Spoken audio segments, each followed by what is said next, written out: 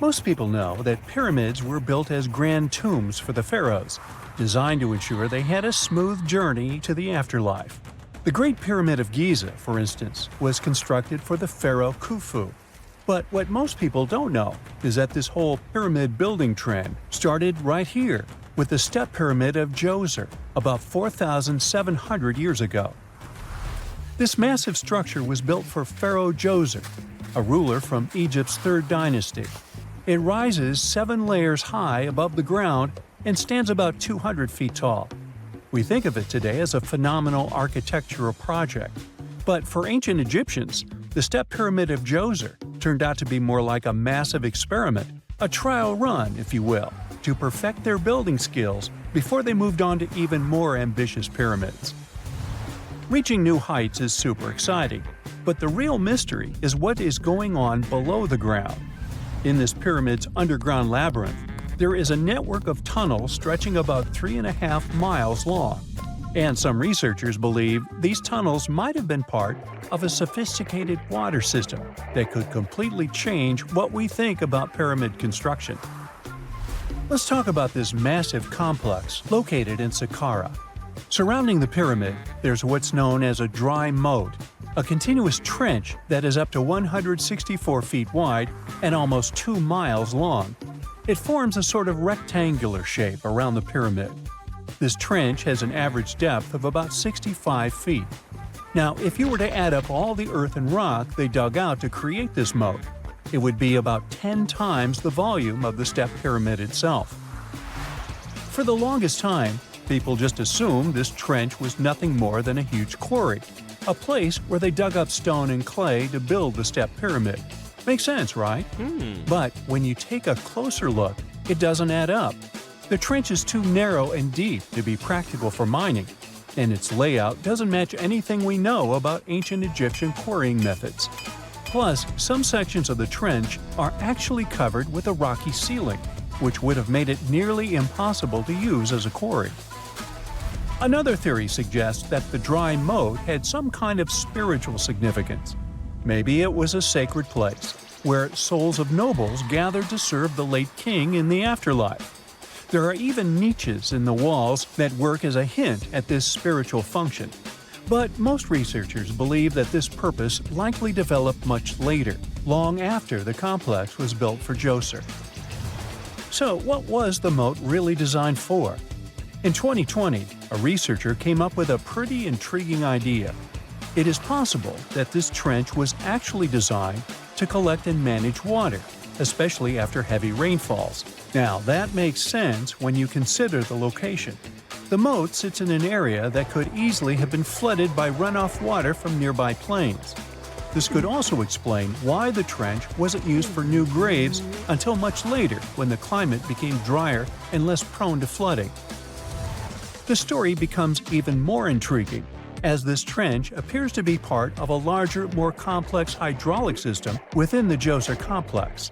It is like the trench has several compartments, carefully carved out of the rock and connected by tunnels.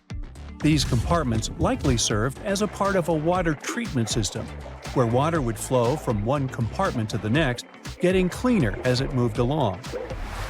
Now, here is where things start to tie into the pyramid itself. The Djoser complex has a series of underground shafts, and some researchers think that water from the moat's deep trench might have been used to power a hydraulic lift system, and this giant water-powered elevator could have been used to raise the heavy stones needed to build the pyramid. It worked like a volcano, but instead of lava, water did the heavy lifting. Imagine a big deep hole in the ground at the center of the pyramid site. Inside this hole, there was a huge wooden platform, kind of like a giant raft that could move up and down. When the workers wanted to lift a heavy stone, they would fill the hole with water. As the water rose, the wooden platform started to float up, carrying the stone with it, almost like a giant water-powered elevator. When the stone reached the right height, the workers slid it off the platform and onto the pyramid. The idea is that water from the deep trench, after being cleaned and filtered, would flow into these shafts. A massive float, possibly made of wood, would then rise as the water filled the shaft, lifting the stones up to where they were needed for construction. Once the stone was in place, they'd let the water out, lowering the platform back down to the bottom, ready to lift the next stone. This fancy hydraulic lift system could have been a game changer, making the whole building process a lot faster and more efficient without using a lot of workforce. It is like the ancient Egyptians were already embracing the whole idea of work smarter, not harder. But of course, not everyone is on board with this theory. Some experts argue that the area where the step pyramid of Djoser was built couldn't have held enough water from occasional rains to maintain such a fancy hydraulic system. The main theory suggests that, in the past, there might have been some kind of lake nearby that would have filled up after a period of rain, and this lake could have supplied water to the complex's hydraulic system. But there is no mention of such a lake in any ancient Egyptian writings, so it might be more of a what-if situation than a reality. And then there's the issue of the hard work itself. Remember when I said this method could have allowed the ancient builders to raise stones with far less effort? Well, that might not be entirely true. According to some experts, just building this hydraulic device would have required a lot more heavy work than simply moving the stone blocks using good old-fashioned manpower. And let's not forget, the step pyramid of Djoser is like a baby pyramid compared to those that came later. The stones used for Djoser's pyramid weighed, on average, about 660 pounds each, which is nothing compared to the more than 2.5-ton blocks used later for the pyramid of Deciphering. If this cool water lift theory gets completely ruled out, we still need to explain how this pyramid was built in the first place. To answer that, we need to rewind a bit and talk about the original plans. See, before Djoser's tomb became a pyramid, the idea was to construct a simple mastaba. This type of tomb was pretty common in earlier periods, a flat-roofed rectangular structure with sloping sides. But after the original mastaba was finished, they decided to expand it a bit by adding more layers on top. And then they added even more layers, until the construction reached 6 distinctive steps, each one smaller than the previous. And they probably did all this by raising those heavy stones using ramps, not a water-powered elevator. There is still so much we don't know about the step pyramid of Djoser. More research is definitely needed to fully understand how this system worked, or if it even existed at all. But the idea of using water to help build the pyramid adds a whole new layer to our understanding of ancient Egyptian engineering. It's a powerful reminder of just how clever and resourceful those builders were, using the natural landscape and the power of water to create one of the most iconic monuments in history. A gruesome discovery took place in Egypt some years ago. You want to hear about it? 16 human hands, carefully buried in 4 eerie pits. They didn't look too much like human hands at first, since they were abnormally large, but they were. Weirdly, there were only right hands, no left hands were in sight. It turned out that it points to the practice of an ancient dark ritual. Old Egyptian art and tales talked of a ceremony where warriors would present the right hand of their adversaries as proof of victory and ask for gold in return. Egyptians believed in the afterlife, so cutting off someone's hand meant you cut off their power eternally. Guaranteeing this type of defeat was interesting to the winning party. Here, the fight was between Egyptians versus Hyksos, who lived in what was once known as Canaan. Egypt has always been the center of some history-changing findings, and some time ago, this papyrus was found. If we stretched it open, it would be just a tad bigger than the height of a skyscraper. The world's tiniest skyscraper, which is located in Wichita Falls, Texas. When humans didn't write on their notes app, they wrote on this thing, made from the medulla of a papyrus plant. Around 2,000 years ago, ancient Egyptians wrote something reminiscent of a book where they describe most of their funerary traditions and their visions of the afterlife. It's considered one of the most important texts from ancient Egypt and is still sold in bookstores to this day. This ancient manuscript was unearthed from a chamber located just south of the Pyramid of Djoser, located in Saqqara. Oh yes, Djoser is the oldest pyramid in Egypt and not the Giza pyramids like most people think. So recently, the site of Saqqara buzzed with excited archaeologists who probably found one of Egypt's oldest complete mummies. They believe that this beautiful and well-preserved mummy was that of a wealthy man. He was discovered in a deep shaft, covered in layers of gold leaves. There are many symbols that show he was an important and wealthy man, like the band he wore on his head, the bracelet on his chest, and the fact that he was embalmed with a tunic, which was reserved for Egypt's finest. The most exciting part of the entire discovery was finding the resting place sealed with mortar, just as the ancient Egyptians had left it 4,300 years ago. Now this may sound weird, but back in 2008, archaeologists discovered a missing pyramid. Now it went missing because it deteriorated over the span of 4,000 years. Today, you can only see its base. It was a pretty important site back in ancient times. It is said that around the area of the pyramid, the ancients hosted a special type of ceremony where high priests would carry mummified remains of sacred bulls. Now here's a fun fact. Ancient Egyptians believed that Apis bulls were earthly incarnations of the city deity of Memphis and was connected to rites of fertility. It wasn't just any Apis bull, though. They needed to be all black, with a single white mark between its horns and a bunch of very specific characteristics. They were selected by the local priests and honored until they passed away. After that, they were mummified and buried in underground galleries. Meanwhile, this missing pyramid sort of disappeared around the 1800s. It was a German archaeologist who first found it in the village of Saqqara. He called it the Headless Pyramid when he first found it. But then, years after the official discovery, the desert sand came along and covered the whole thing. There were some excavations between the 19th and 20th centuries, but they weren't too systematic. That's why scientists were so thrilled when they dug an entire pyramid's base after removing the 25-foot mound of sand that was covering it. Oh, and it turns out American archaeologists are excavating a cemetery in Egypt that could contain over 1 million mummified bodies. So far, archaeologists have dug around 1,700 mummies. One of the main differences from other classic Egyptian mummies is that these people weren't kings and pharaohs. They were commoners that most likely lived about 1,500 years ago, when Egypt was controlled by the Roman and Byzantine empires.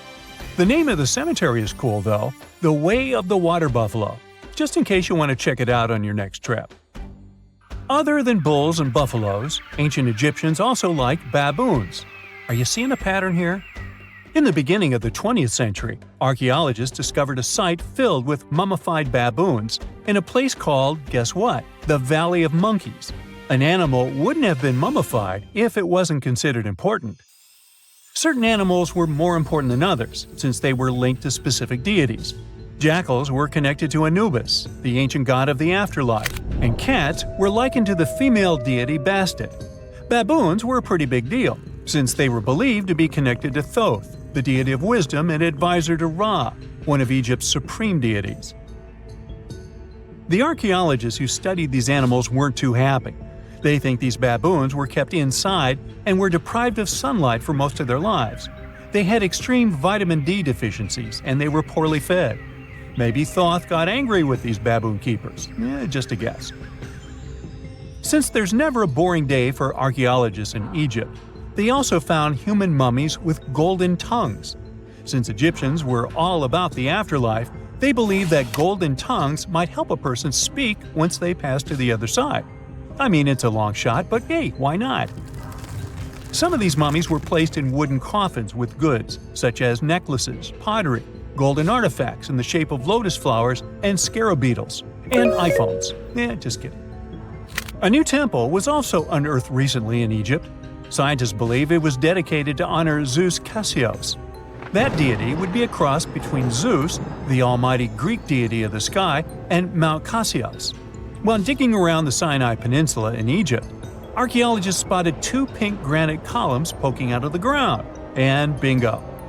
They believe these columns represented the temple's front gate and collapsed during an earthquake many years ago. And speaking of deities, there weren't only super serious deities. Recently, scientists unearthed a golden ring in a city south of Cairo. No, Frodo, it's not magical. It was a normal gold ring, but it had the depiction of the deity of fun, officially named Bes. This deity is often described in sacred texts as a happy, chubby dwarf.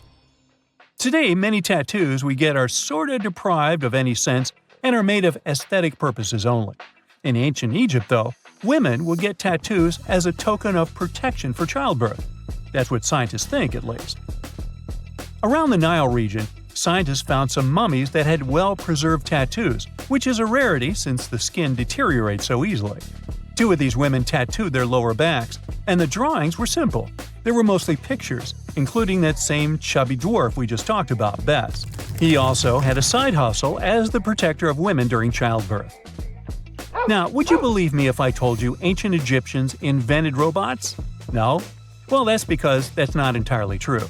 Sure, they were astronomers, mathematicians, and engineers, and somehow they also squeezed an eccentric invention into that package – an automated deity some scientists called Hathor.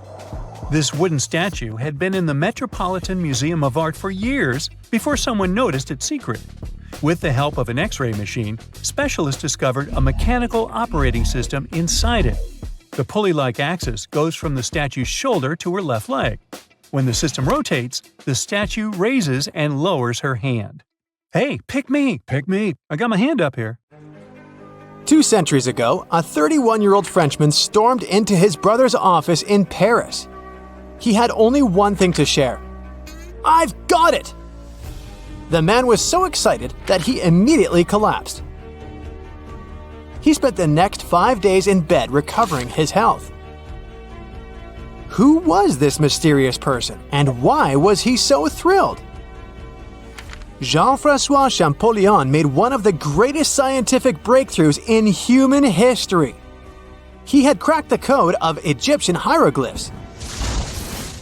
This enabled scientists to finally unravel the secrets of this ancient civilization. They weren't able to read hieroglyphs for nearly 2,000 years. After the Romans took over Egypt, the intricate writing system slowly faded away from people's minds. The last of the hieroglyphic texts date back to the 4th century. For thousands of years, Egyptians used images to show their lives. But the knowledge of how to read these pictures was lost to modern science.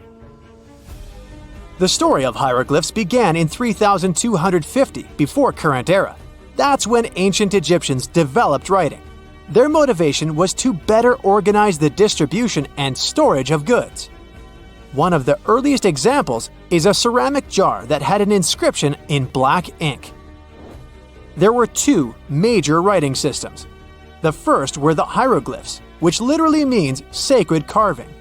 Egyptians carved hieroglyphs in stone on temples, tombs, and similar monuments for 3,000 years. They present a system of pictorial texts. A pictograph is a picture or a drawing that stands for an idea of a word. It's a precursor to the true writing as we have it today. For example, when Egyptians wanted to write ibis, they would draw a small image of the bird. Hieroglyphs can be found on walls. They were a formal way of writing. The other writing system was hieratic. Egyptians mostly used it when writing on papyrus. That's an early, thicker form of the paper we have today. It soon evolved into Demotic. This improved version became the most common writing systems in ancient Egypt. Then, in the early 4th century BCE, Alexander the Great took control of Egypt. This was the time when the Greek Ptolemaic dynasty ruled the country. You've probably heard of the last ruler of this dynasty, Cleopatra. During her time, Egyptian Demotic and Greek were used side by side. The 2 started mixing, and by the year 100, a new language emerged, Coptic. It slowly replaced the ancient writing system. Only Egyptian priests used hieroglyphs for the next couple of centuries, and then their meaning was lost to history. But not forever. Arabs were the first who tried to solve the mystery of the hieroglyphs. Medieval travelers came across these strange symbols and wanted to understand their meaning. They consulted speakers of Coptic and translated text from Greek and Latin into Arabic to break the code of the hieroglyphs. During the Renaissance, Europeans also became fascinated with the legacy of ancient Egypt. Scholars from the Old Continent believed that hieroglyphs were a group of symbols as opposed to a written language. This was all about to change in 1799. A year earlier, Napoleon, the famous French ruler, arrived in Egypt. His subordinates constructed a fort that dated back to the 15th century. Rashid, or Rosetta, was a port town in the northeast of Egypt, near Alexandria. One section of the old fortification wall contained an interesting slab inside. The stone tablet was made of a granite-like rock.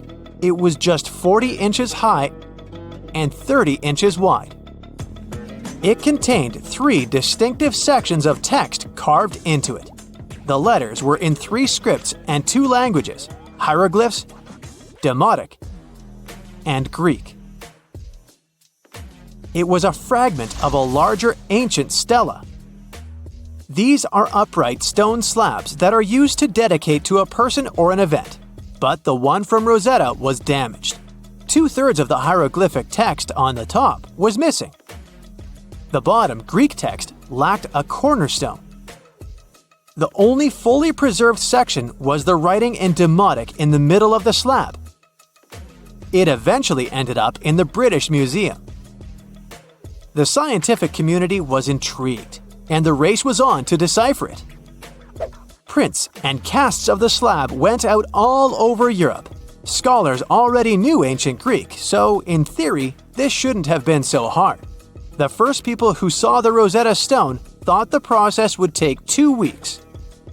In the end, it took 2 decades.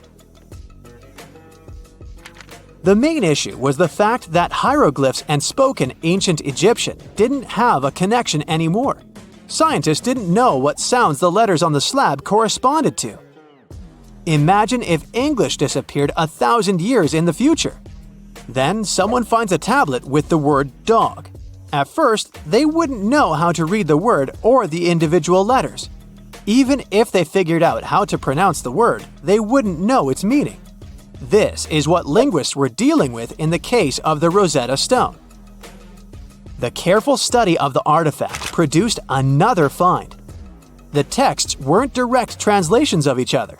They both described the same event, but in different words. It was like you saw a movie with 2 friends, and then all 3 of you wrote different reviews about it. The original text was probably in Greek, but the translators added extra words to make it sound more Egyptian. An English physician and physicist, Thomas Young, made the first great breakthrough. He knew that the name Ptolemy appeared several times in the text based on the Greek translation. This wasn't an Egyptian name, so it was impossible to represent it with a single image. The only way to spell out this Greek name was to use symbols that sound like it when produced. This is called transliteration, and we have it today as well. This is how foreign-sounding words are written down in Chinese or some Slavic languages. Young focused on sets of hieroglyphs in oval frames. These are called cartouches. He experimented a bit but finally discovered that one of them read, Ptolemy the Great. The individual hieroglyphs that made up this name corresponded to sounds needed to produce it. This is where our mysterious man from the beginning of the video enters the picture. Champollion picked up where Young left off. He knew Coptic, so the Frenchman was able to determine what many other hieroglyphs sounded like. The eureka moment was close. It came while he was studying a cartouche from a site dedicated to Ramses II. It had 4 symbols. The last 2 were the same. He determined this was the sound S. The first symbol was the sun. This is Ra or Re in Coptic. So the cartouche read Ra something SS. Can you already guess the name? Of course, it's Ramses. This breakthrough finally cracked the code. Ancient Egyptian wasn't a mishmash of cool-looking images. It was a phonetic language that Jean-François Champollion discovered in September of 1822. The stone slab is today known as the Decree of Memphis.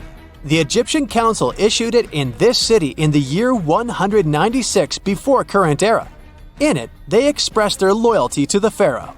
They erected identical stelae and temples all across Egypt. The Rosetta Stone was just one copy of them, but its content is less important than the fact that Champollion's translation gave these ancient peoples their voice again. During the 1800s, European scholars didn't think that the Egyptian civilization was much older than classical Greek or Roman. Now that scientists could read hieroglyphs, a whole new chapter of human history opened. One of the most famous finds in the history of archaeology happened in 1922. That's when the British archaeologist Howard Carter discovered the tomb of Pharaoh Tutankhamun in Egypt's Valley of the Kings. The whole world admired King Tut's golden mask. But without Champollion's pioneering work, it would be impossible to know who its owner was. The young pharaoh's cartouche is phonetic. For instance, you pronounce the pictograph of a chick as the vowel U. The symbol for the key of life is an ankh, and there is a shepherd's crook in the end. It symbolizes the word ruler.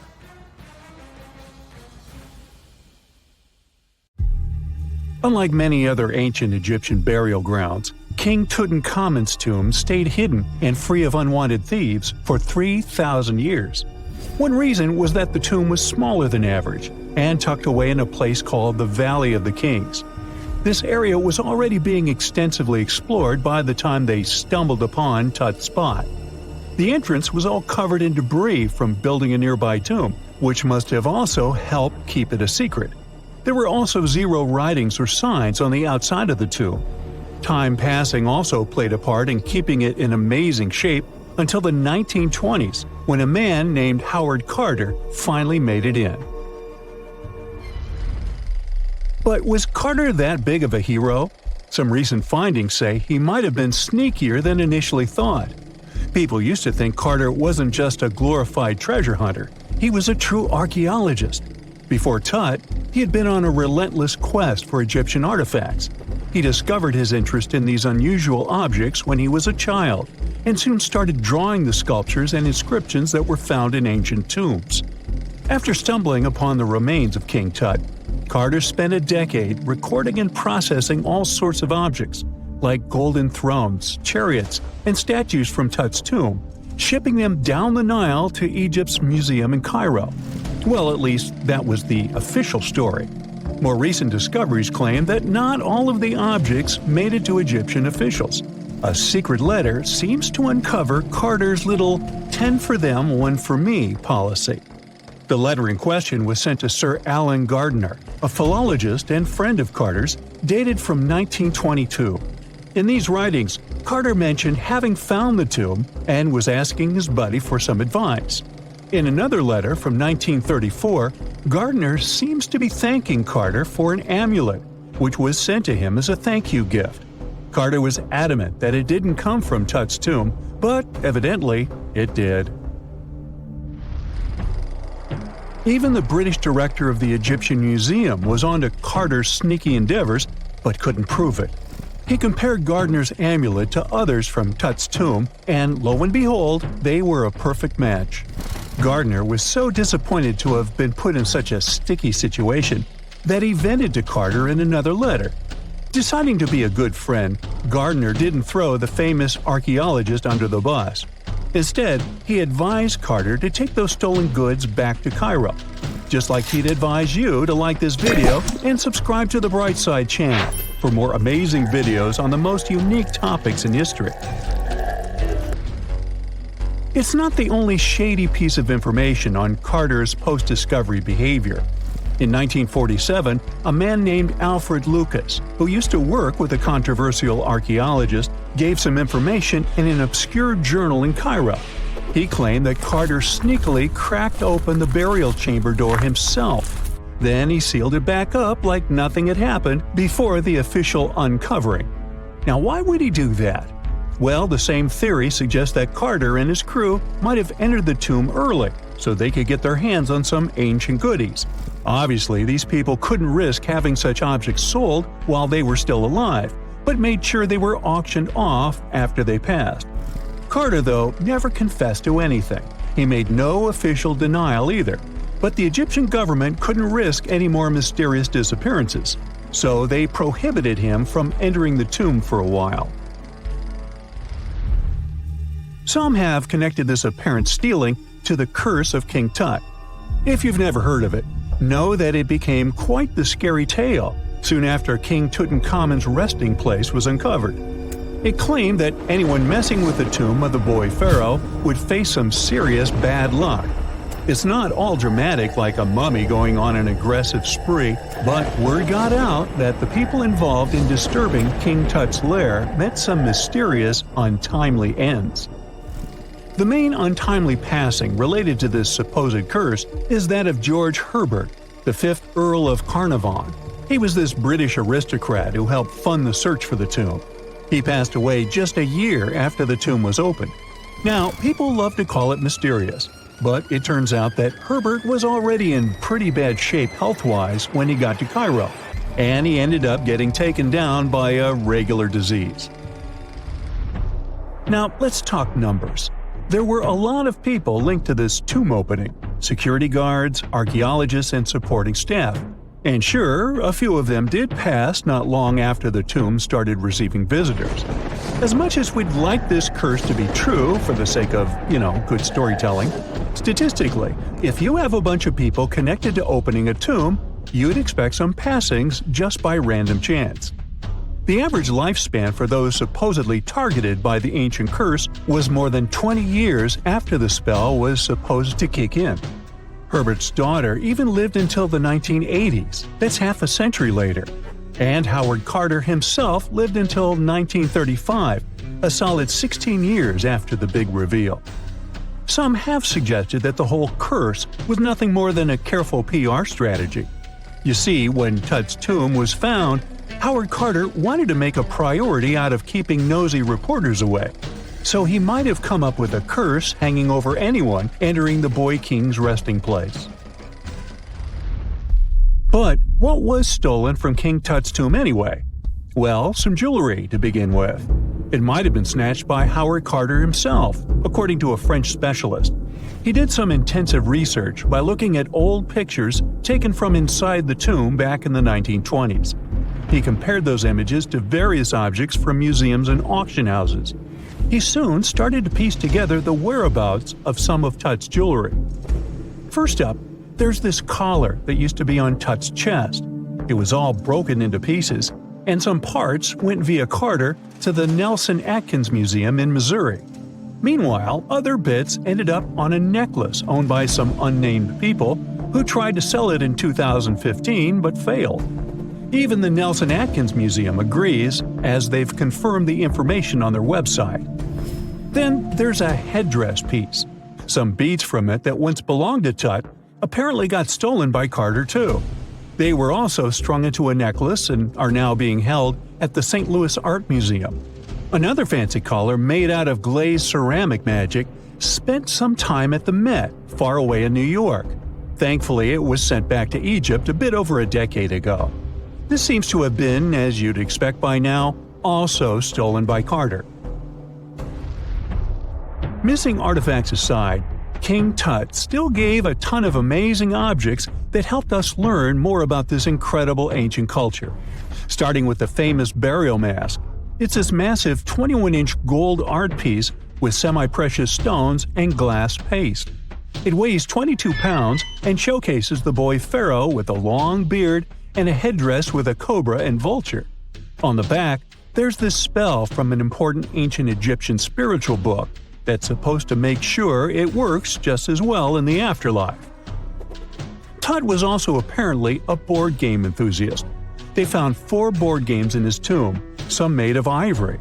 Archaeologists also found a pair of gold sandals, though you'd imagine they were more for show than for comfort. In fact, the pharaoh probably never wore them in his lifetime. Now, speaking of fashion items, it turns out Tut was quite the fancy ruler. They even found a mannequin in his tomb that was used to pick out, adjust, and store his outfits and jewelry. The boy king seemed to have also enjoyed some music, based on the 2 trumpets historians found in his tomb.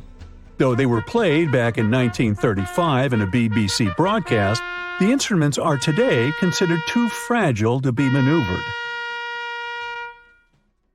Imagine working 7 days a week on a large-scale construction site.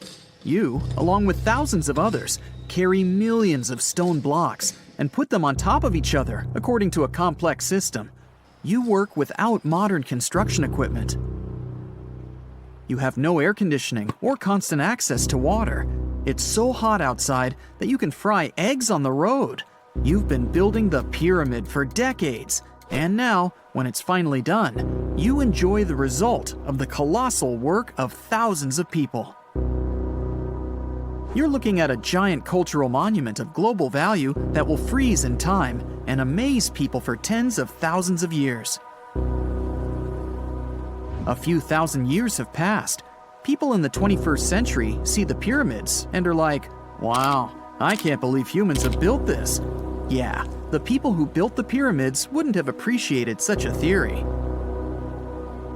But actually, there are reasons to believe that people built it using some fantastic technology.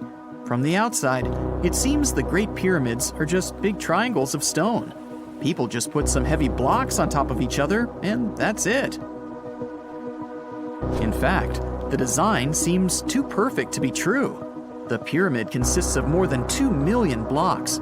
They lay so close to each other and are so even that you couldn't squeeze even a thin sheet of paper between them. Scientists still can't figure out the exact technology for building the Egyptian pyramids. One of the biggest and most famous is the Great Pyramid of Giza. This huge construction, well known all over the world, has one big secret. There should be a capstone on top of the pyramid. It's a triangular-shaped stone block, a small pyramid on top of a huge one. It's also called a pyramidion. The builders of ancient Egypt made it out of granite and limestone and covered it with gold.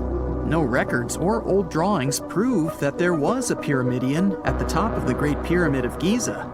But there's another ancient Egyptian structure with such a triangle, the Red Pyramid. It was built before the Great One, and its capstone has survived to this day. Archaeologists have found and reconstructed it. But where could the capstone of the Great Pyramid be? It's a mystery that still has no answer. Some are sure that some thieves have stolen it from the top. Maybe they just climbed up and pushed the pyramidion down. It makes perfect sense. The capstone was probably the most valuable element of the pyramid. Many scientists and archaeologists still don't know its exact purpose.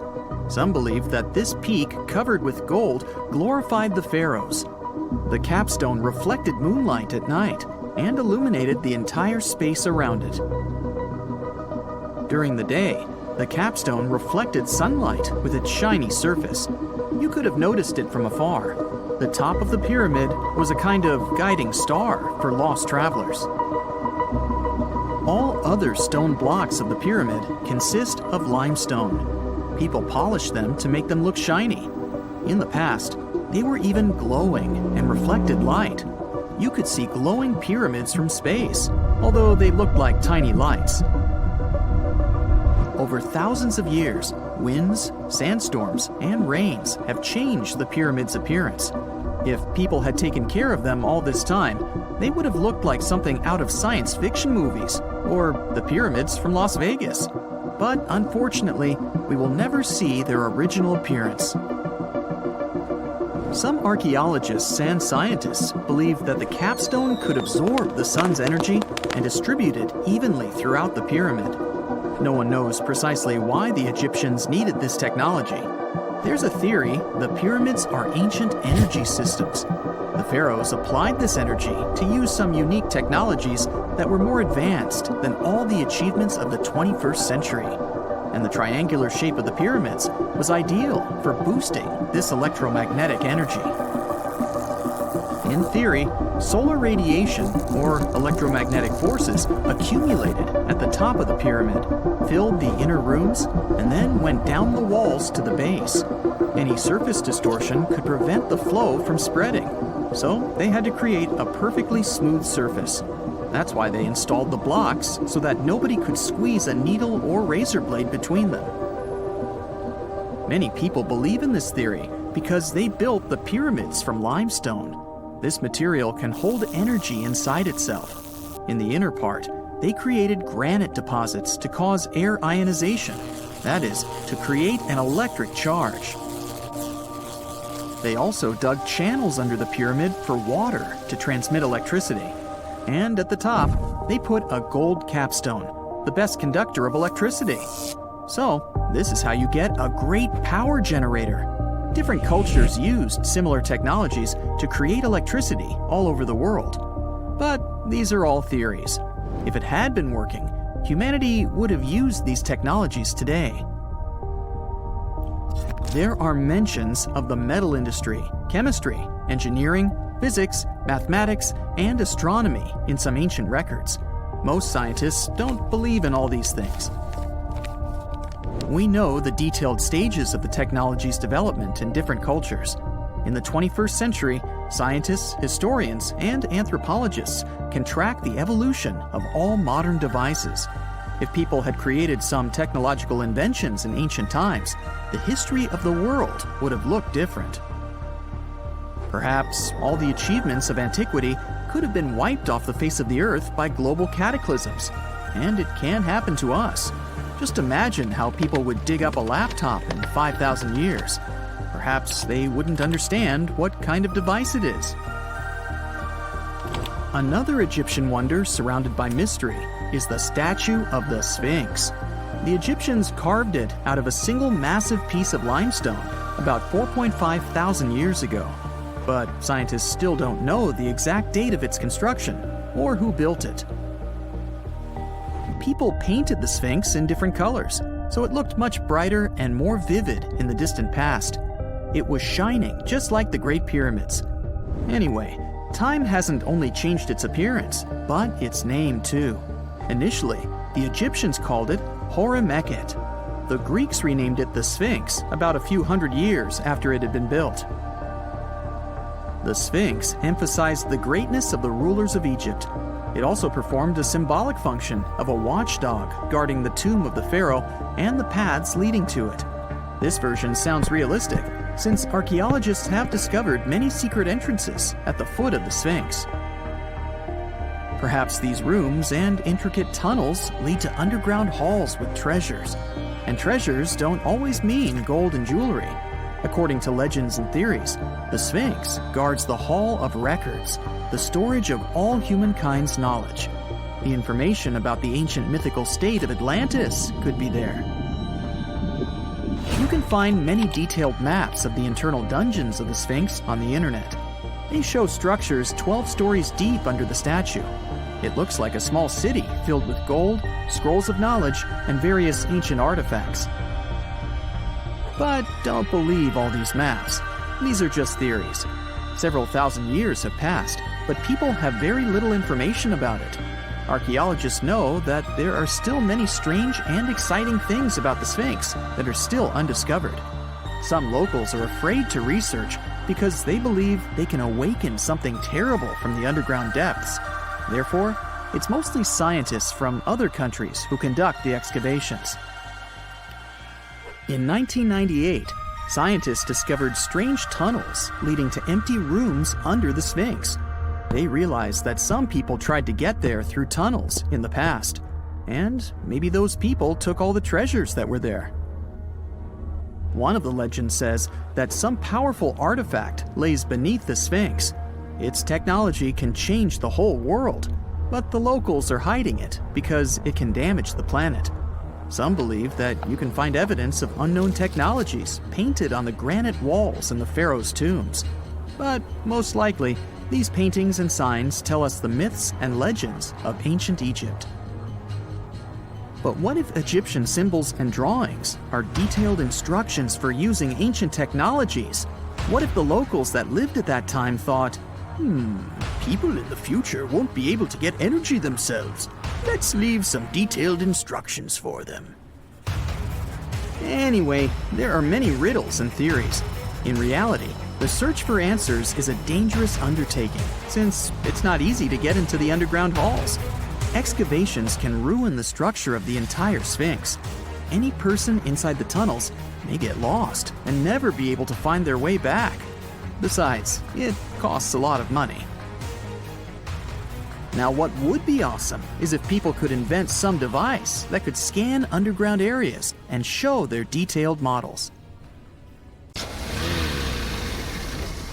And now we're off to almost 5,000 years ago. Let me take you to ancient Egypt, where back in 2550 BC, guess what? The construction of the Great Pyramids of Giza started. People learned to build cathedrals and skyscrapers, but it wasn't until recently that these massive buildings appeared. It's still a mystery to even modern scientists how these pyramids were built 5,000 years ago. No wonder they are one of the 7 wonders of the ancient world. They're also the oldest of them and the only wonder of the ancient world that still exists in the 21st century. It must have taken a lot of cooperation to build a thing that massive, even for today's metrics. But the Giza pyramids weren't the first pyramids ever. The first one, called the Step Pyramid, was built around 80 years before the first pyramid of Giza in 2630 BC for King Djoser. It wasn't meant to be extraordinary, but ended up being quite impressive. It was a pyramid of 6 stepped layers of stone. It was 204 feet high, which is as tall as a 19-story building. And it was the tallest building that existed at that time. It wasn't just a pyramid though, it was surrounded by a whole complex of buildings, including even courtyards. In ancient Egypt, people believed in the afterlife, so everyone, especially kings, wanted to make sure they had everything they needed to get ready for it. Here's why the pyramid complex was perfectly supplied with a lot of objects people used every day. The complex included a pyramid and a kind of a palace. Those buildings had many things the king loved and might need one day, like furniture, food, and gold vessels. After Djoser, building pyramids became common practice, but many pyramids weren't finished. It would usually take about 20 years to build one, but many rulers reigned way less than that. Overall, there are more than 100 pyramids. The most famous pyramids are the Great Pyramids of Giza. The first one and the biggest one was built for Pharaoh Khufu, around 2550 BC. Initially, it was 481 feet tall, which is as tall as a 40-story building. The second pyramid was built for Khufu's son, Pharaoh Khafre, around 2520 BC. It's just a bit shorter, usually standing at 471 feet high, a 39-story building. This is the pyramid with the famous statue of the Sphinx. Sphinxes have a lion's body and a human head. They were built to guard important areas. This one has the head of Pharaoh Khafre and is guarding his pyramid, facing the sunrise. The Sphinx is most well known and is one of the world's biggest and oldest statues. Originally, it had red color and did have a nose. It's still possible to see the trace of red pigment by its ears. But no one knows exactly when the nose disappeared. For some time, the Sphinx was sort of hidden underground, being covered with sand up to its shoulders. Luckily, in the early 1800s, an adventurer with a team of 160 people dug it out. The third pyramid of Giza is the smallest one, being more than twice shorter. Originally, it was 218 feet high, about the height of a 20-story building. Built in 2490 BC, it was a pyramid for Khafre's son, Menkaure. The pyramids are designed to align with the points of the compass, and their sides symbolize the rays of the sun. But back at the time, there were no compasses. Ancient Egyptians figured out the directions themselves, and with amazing precision. To align the pyramids, they used 2 constellations. Originally, the pyramids were covered in smooth white limestone and had a gold-silver top to reflect the sun. Later, the white limestone was taken from the pyramids by other kings and used for other buildings. Scientists estimated that ancient Egyptians used about 2.3 million stone blocks to build the first pyramid. Each block weighed more than 1 ton. This is the weight of a rhino. Some blocks were even bigger, being almost as heavy as an elephant. 4.5 millennia ago, there was no modern equipment to help build it. There were no machines, no wheels, and even no steel. The only metal available to them was copper. Even today, scientists aren't sure how the Egyptians managed to build the pyramids. There are no records left that would shed light on it. Some even think that Egyptians wanted to keep it as their secret and didn't even record it on purpose. Many believe that poor people and foreigners built the pyramids, but it's not true. Actually, the builders were very skilled workers, and they were fed and paid well. The archaeologists claim that the builders lived in a nearby temporary city and were a highly organized community with a strong leader. Scientists say that around 20,000 people worked on each pyramid complex, and it took about 20 years to build each. It probably was a national project. The construction site was large in resources, and food and essentials were likely to be contributed from all parts of Egypt. Even with all that support, it remains unclear how people managed to cut, transport, and assemble those huge stones. One of the theories suggests the stones were most likely transported on boats down the Nile River. Then, there was a harder part. They had to be moved to the construction site. For that, they probably used wooden sleds. It wasn't very hard to pull them because the sand mixed with the right amount of water was pretty slick. And 10 people could move a sled even with a rock weighing 1 ton pretty easily. Finally, one last problem. The stones had to be lifted and put into place. Archaeologists have discovered the remains of the ramps system that dates back to when the pyramids were built. Most likely, the Egyptians designed a unique system to move and pull huge stone blocks, but no one knows what it looked like exactly. The most common opinion is that there were several ramps around the pyramid to help move the blocks. The ramp was growing with the pyramid getting higher. They suppose people were walking up the stairs, pulling the stone on the wooden sled up in the middle on the sandy ramp. But this is just one of the options.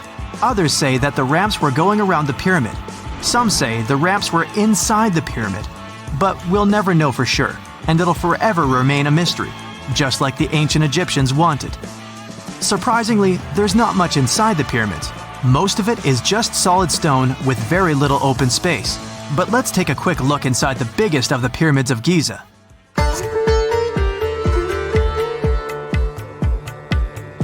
From the entrance, there are 2 stairs, one going down and the other one going up. The descending one takes you to a chamber located underground. That's where the pharaohs are, but not in this pyramid because Khufu wanted to stay higher. The underground room is partly unfinished. The room with Khufu's sarcophagus is called the King's Chamber. It's upstairs and then through the tall and long Grand Gallery. Below the King's Chamber, there's a room called the Queen's Chamber. There are no queens though, and no one is sure why the room is called this. Unfortunately, none of these have any hieroglyphs on the wall. They're just bare. If you want to see them, you should go to the other rooms that are decorated. Those pieces of art are depictions of ancient Egypt's culture and daily life. The texts allow researchers to study their language and grammar. Sadly, the treasures that once were here in the pyramid are long stolen. From that room, there are several tunnels for an unknown purpose. There are many tunnels and passages inside the pyramids. There are many chambers and shafts and secret ways. Scientists have been sending little robots with cameras there for some decades already. And the robots did discover another chamber a bit upstairs with hieroglyphs on the walls.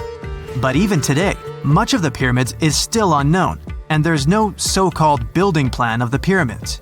Egyptians did create a mystery no one can crack for 4,500 years already. Scientists recently started to X-ray the pyramid to learn what's inside it without entering it and its narrow, mysterious tunnels.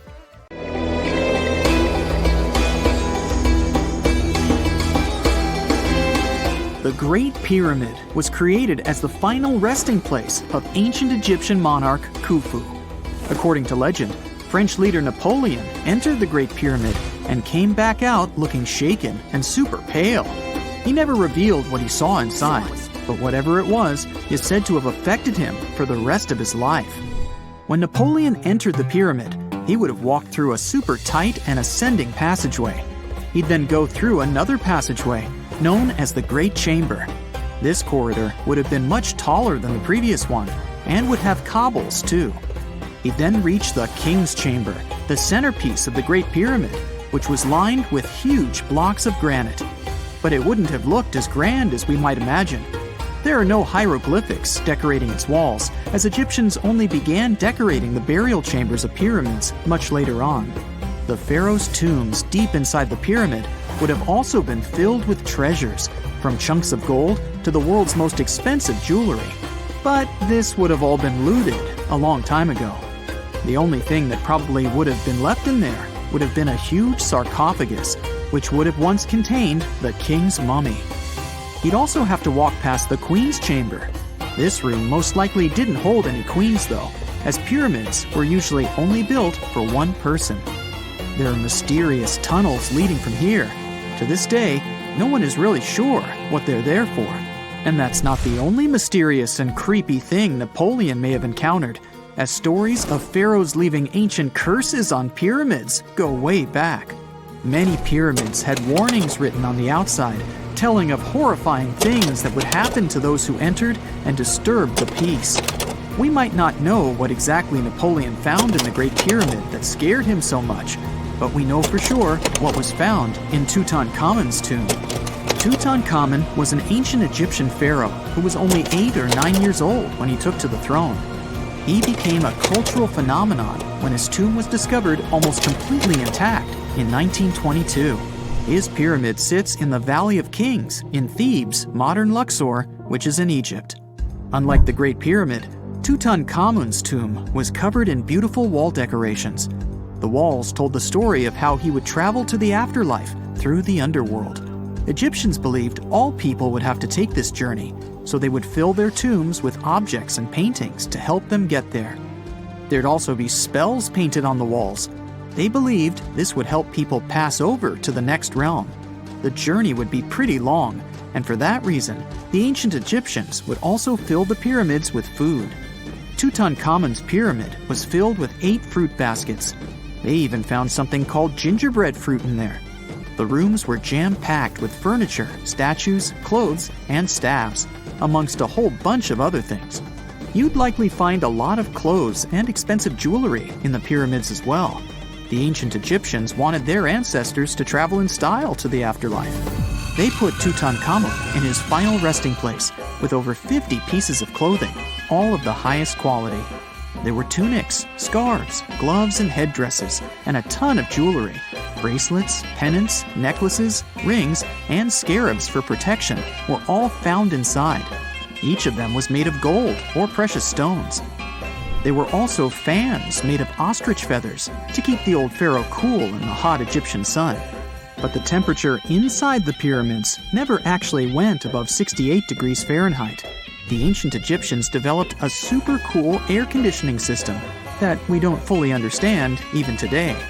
Tutankhamun's pyramid also contained 130 walking sticks made from ebony, ivory, silver, and gold to help him on his journey. There were 3 chariots hidden away in case he got tired of all the walking. They also put 11 boat paddles inside, but there was no sign of any boat. The pyramids would be littered with the pharaoh's favorite scents and perfumes. During the excavation of Tutankhamun's pyramid, it quickly became clear that it had been robbed during ancient times. There was damage to doors and traces of oils left in empty jars. It looks like someone raided the pyramid for gold and the scents, perfumes, and oils that had been left for King Tut. There was still a bit of perfume, which was made from coconut oil and frankincense, left in one bottle. It seems like Pharaoh Tutankhamun loved board games. There was an ivory traveling set of senet in his pyramid. Although we don't know for sure exactly how to play it, we have figured out it was sort of an ancient Egyptian version of backgammon. It looks like it was a 2-player game where the goal was to knock your opponent off the board. Not really sure who Tutankhamun's mummy was supposed to play with though. The ancient Egyptians had some rituals that may seem pretty strange to us. For example, they used to shave their eyebrows off if they ever lost a cat. So it's not too surprising they put some really weird things inside pyramids. Archaeologists discovered a collection of mummified cats and scarab beetles in pyramids that date back more than 4,000 years. They were found in the pyramids of Saqqara, which is south of Cairo. They also found a bunch of makeup kits and mirrors inside. Makeup was worn proudly by both men and women in ancient Egyptian times. Eyeliner was the most popular cosmetic. The Rosetta Stone was one of the best discoveries ever made in pyramids. It was found by our man Napoleon Bonaparte and his team. It's a black granite rock that dates back to 196 BCE. It's transcribed in Greek, Demotic, and hieroglyphic. when it was translated in 1822, we got the key to understanding ancient Egyptian hieroglyphics for the very first time. The discovery of Queen Hatshepsut's mummy in 1903 changed our understanding of the Egyptians forever. After she had passed away, her successor, Thutmose III, removed most of the evidence of her reign, so we basically knew nothing about Egypt's first great female leader. She's now gone on to become one of the few and most famous female pharaohs of Egypt. Pharaoh Khufu even had a fully fledged boat in his pyramid. Archaeologists uncovered more than 1,200 pieces of a giant boat near the Great Pyramid at Giza. They reassembled the boat, and it's a whopping 144 feet long. It's most likely a solar boat, which was designed to carry the resurrected king with the deity Ra. Fun fact, the Pyramid of Giza is the last remaining of the 7 wonders of the ancient world. The other 6 are the Hanging Gardens, the Colossus, the Temple of Artemis, the Mausoleum, the Lighthouse, and the Statue of Zeus. This pyramid was also the world's tallest man-made structure for 3,800 years, and it's the biggest pyramid in Egypt. It took a staggering 2.3 million blocks of limestone, and some weighed as much as 80 tons. It took an incredible 100,000 laborers and a whopping 23 years to build. Its original height was a mega 480 feet. In 2017, archaeologists discovered something weird about Egypt's Great Pyramid. There's a hidden void that's at least 100 feet long, and no one really knows why it's there or what's actually inside it. The weird void is the first inner structure discovered within the 4,500-year-old pyramid since the 1800s. Scientists used cosmic rays to detect the massive hole, but are still no closer today to finding out what's inside. The ancient Egyptians took a lot of care building the pyramids, and everything was strategically placed and structurally sound, so it's super unlikely that this hole is due to blocks falling over time. Loads of pyramids also contain small model figurines called ushabti. These represented attendants. They believed they would come to life to serve the pharaohs in the afterlife. But it's amazing that all this stuff actually fit inside. There isn't actually a huge amount of space inside the structures. It's mostly just rock. For more than 3,000 years, the gold mask of Pharaoh Tutankhamun stayed hidden in the Valley of the Kings. This artifact, which stands about 21 inches tall, shows how skilled and artistic the ancient Egyptians were. But nobody expected that X-rays would reveal its biggest secret. King Tut was the last ruler of his family during the 18th dynasty. He took the throne at just 9 years old, but ruled for only 10 years before he passed away unexpectedly. If we're being honest, back in ancient Egypt, he was mostly forgotten by the rulers who came after him. His tomb wasn't a big deal for them, so much so that even the grave robbers forgot about him. It might sound a bit sad, but the truth is that it was actually great news for us. Since his tomb was practically forgotten, it ended up being perfectly preserved. While the other tombs in the Valley of the Kings were looted, his remained sealed and untouched. So when it was discovered back in 1922, it had over 5,000 precious objects inside. That made Tutankhamun basically an instant celebrity and one of the best-known pharaohs nowadays. Among the treasures was the most stunning piece, his golden mask. This mask is said to be an exact image of the king's face, or at least it was supposed to be, but we'll get to that later. The purpose of this accurate representation of his face was to make sure that his soul would recognize him in the afterlife and return to his mummified body. In ancient Egyptian beliefs, this would allow him to continue living in the afterlife. The details of the mask clearly looked incredibly difficult to create, but people didn't realize how complex it truly was until many years later. The first X-rays of the mask were taken in 1967. Back then, the main reason for these scans was practical – conservation. The mask was heading to Paris for an exhibition, and it was the first time it had ever left Paris. This would help them keep track of any changes during the exhibit. Plus, the images could give clues about how the mask was made, but back then, they probably didn't fully realize just how complex its construction was. I mean, Egyptian goldsmiths didn't use modern soldering techniques, So, how did they make this mask? New X-rays taken in 2007 gave us some answers. It turned out the Egyptians didn't use pure gold, which is 24 carats. The mask was actually made of 23-karat gold, meaning it was mixed with another material. So specialists discovered that the gold sheets contained a small amount of copper, a reddish-brown metal. This was likely done to make the material more flexible and easier to shape. They would then shape the gold sheets by heating and hammering them over and over again. But there was one more secret inside the mask that wasn't discovered until 2015. The year before, the staff at Cairo's Egyptian Museum were working on the mask display when the long beard of the mask accidentally got knocked off. Another theory is that the beard had become loose over time and just fell off. Either way, the fact that King Tut's beard came off caused a lot of stress. After all, we're talking about one of Cairo's biggest tourist attractions, so the experts had to fix the problem quickly. The restoration process started with a detailed recording of the mask's condition. To do this, they had to take a full three-dimensional scan of the artifact. And, by accident, they found something very interesting in the mask. Inside the royal beard, there is a gold tube, an intriguing structure that the Egyptians likely used to attach the beard to the rest of the mask. And that proved, once again, that the process of making this mask was even more complex than experts thought. But the mysteries don't stop there. Remember how we mentioned that the mask was thought to perfectly represent King Tutankhamun's face? Well, that might not be entirely true. Some popular theories suggest the mask was never meant for him and was actually made for someone else. A study published in 2015 suggested the mask was originally made for a female pharaoh, his supposed stepmother, the famous and beautiful Egyptian queen Nefertiti. The biggest clue comes from an inscription on the mask. At first glance, it seemed to belong to Tutankhamun, but after a close examination, researchers noted that something else was actually written underneath King Tut's name.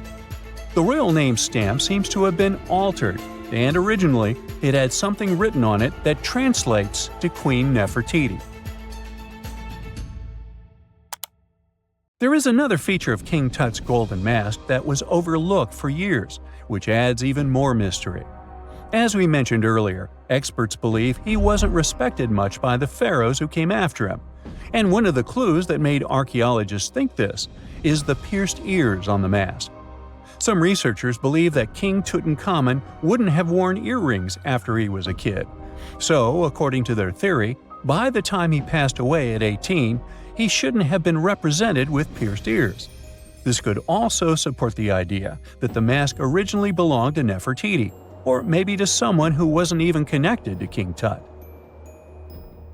But the mask isn't the only source of mystery. In fact, his whole tomb is full of puzzles. Recently, historians found a sign that the place where King Tut was supposed to be buried was changed at the last minute. For years, experts wonder why a pharaoh who ruled for 9 years ended up in such a simple tomb. When compared to the grandeur of other pharaohs' tombs, his tomb seemed, well, a bit plain. The idea that a king like Tutankhamun would have such an unremarkable resting place just doesn't match up with the power and importance he must have had in ancient Egypt. So, what happened? Well, apparently, this might have something to do with his successor, Pharaoh I. After King Tutankhamun passed away, researchers believe that I made sure to erase him from Egypt's history. So, one theory suggests that he was probably behind the quick decision to place King Tut's body in a smaller, less impressive tomb. When experts looked at I's own tomb, they found something interesting. There is a large wall covered in painted baboons. This is the same type of artwork found in Tutankhamun's tomb. It seems like the same person might have chosen the artwork for both tombs. Now, the design and decoration of the two tombs are almost identical, suggesting there was a shared hand behind both. But there is one key difference. I's tomb is fit for a king. It's much bigger and more impressive, even though the style and artwork are similar to what you see in Tutankhamun's tomb. So the theory suggests that I decided what went into both tombs. Since Tut passed away unexpectedly at a young age, his grand tomb wasn't finished in time. Normally, pharaohs start building their tombs while they're still alive to make sure everything is perfect. But Tut passed away when he was just 18, so there wasn't enough time. I may have taken advantage of the situation, ordering a smaller tomb for Tut and keeping a larger one for himself. Experts believe this theory explains why Tutankhamun's tomb is so simple and how I managed to wipe his memory from history so easily. But in the end, the story of King Tut's mask and tomb is full of mystery and intrigue. Each new discovery sheds more light on what really happened all those years ago. But one thing is for sure, the secrets of ancient Egypt still have much to reveal, and King Tutankhamun will continue to fascinate people for years to come. Unlike many other ancient Egyptian burial grounds, King Tutankhamun's tomb stayed hidden and free of unwanted thieves for 3,000 years. One reason was that the tomb was smaller than average and tucked away in a place called the Valley of the Kings. This area was already being extensively explored by the time they stumbled upon Tut's spot. The entrance was all covered in debris from building a nearby tomb, which must have also helped keep it a secret. There were also zero writings or signs on the outside of the tomb. Time passing also played a part in keeping it in amazing shape until the 1920s, when a man named Howard Carter finally made it in. But was Carter that big of a hero? Some recent findings say he might have been sneakier than initially thought. People used to think Carter wasn't just a glorified treasure hunter, he was a true archaeologist. Before Tut, he had been on a relentless quest for Egyptian artifacts. He discovered his interest in these unusual objects when he was a child, and soon started drawing the sculptures and inscriptions that were found in ancient tombs. After stumbling upon the remains of King Tut, Carter spent a decade recording and processing all sorts of objects, like golden thrones, chariots, and statues from Tut's tomb, shipping them down the Nile to Egypt's museum in Cairo. Well, at least that was the official story. More recent discoveries claim that not all of the objects made it to Egyptian officials. A secret letter seems to uncover Carter's little 10 for them, 1 for me policy. The letter in question was sent to Sir Alan Gardiner, a philologist and friend of Carter's, dated from 1922. In these writings, Carter mentioned having found the tomb and was asking his buddy for some advice. In another letter from 1934, Gardiner seems to be thanking Carter for an amulet, which was sent to him as a thank you gift. Carter was adamant that it didn't come from Tut's tomb, but evidently it did. Even the British director of the Egyptian Museum was onto Carter's sneaky endeavors, but couldn't prove it. He compared Gardiner's amulet to others from Tut's tomb, and lo and behold, they were a perfect match. Gardiner was so disappointed to have been put in such a sticky situation that he vented to Carter in another letter. Deciding to be a good friend, Gardiner didn't throw the famous archaeologist under the bus. Instead, he advised Carter to take those stolen goods back to Cairo, just like he'd advise you to like this video and subscribe to the Brightside channel for more amazing videos on the most unique topics in history. It's not the only shady piece of information on Carter's post-discovery behavior. In 1947, a man named Alfred Lucas, who used to work with a controversial archaeologist, gave some information in an obscure journal in Cairo. He claimed that Carter sneakily cracked open the burial chamber door himself. Then he sealed it back up like nothing had happened before the official uncovering. Now, why would he do that? Well, the same theory suggests that Carter and his crew might have entered the tomb early so they could get their hands on some ancient goodies. Obviously, these people couldn't risk having such objects sold while they were still alive, but made sure they were auctioned off after they passed. Carter, though, never confessed to anything. He made no official denial either, but the Egyptian government couldn't risk any more mysterious disappearances, so they prohibited him from entering the tomb for a while.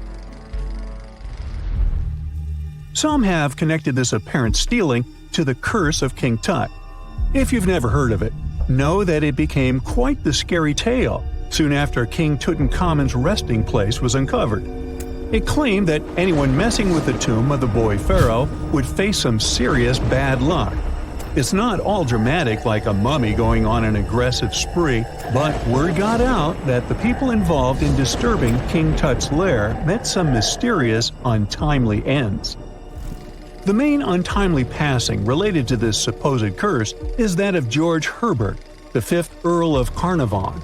He was this British aristocrat who helped fund the search for the tomb. He passed away just a year after the tomb was opened. Now, people love to call it mysterious, but it turns out that Herbert was already in pretty bad shape health-wise when he got to Cairo, and he ended up getting taken down by a regular disease. Now, let's talk numbers. There were a lot of people linked to this tomb opening: security guards, archaeologists, and supporting staff. And sure, a few of them did pass not long after the tomb started receiving visitors. As much as we'd like this curse to be true for the sake of, good storytelling, statistically, if you have a bunch of people connected to opening a tomb, you'd expect some passings just by random chance. The average lifespan for those supposedly targeted by the ancient curse was more than 20 years after the spell was supposed to kick in. Herbert's daughter even lived until the 1980s, that's half a century later. And Howard Carter himself lived until 1935, a solid 16 years after the big reveal. Some have suggested that the whole curse was nothing more than a careful PR strategy. You see, when Tut's tomb was found, Howard Carter wanted to make a priority out of keeping nosy reporters away. So he might have come up with a curse hanging over anyone entering the boy king's resting place. But what was stolen from King Tut's tomb anyway? Well, some jewelry to begin with. It might have been snatched by Howard Carter himself, according to a French specialist. He did some intensive research by looking at old pictures taken from inside the tomb back in the 1920s. He compared those images to various objects from museums and auction houses. He soon started to piece together the whereabouts of some of Tut's jewelry. First up, there's this collar that used to be on Tut's chest. It was all broken into pieces, and some parts went via Carter to the Nelson Atkins Museum in Missouri. Meanwhile, other bits ended up on a necklace owned by some unnamed people who tried to sell it in 2015 but failed. Even the Nelson Atkins Museum agrees, as they've confirmed the information on their website. Then there's a headdress piece. Some beads from it that once belonged to Tut apparently got stolen by Carter too.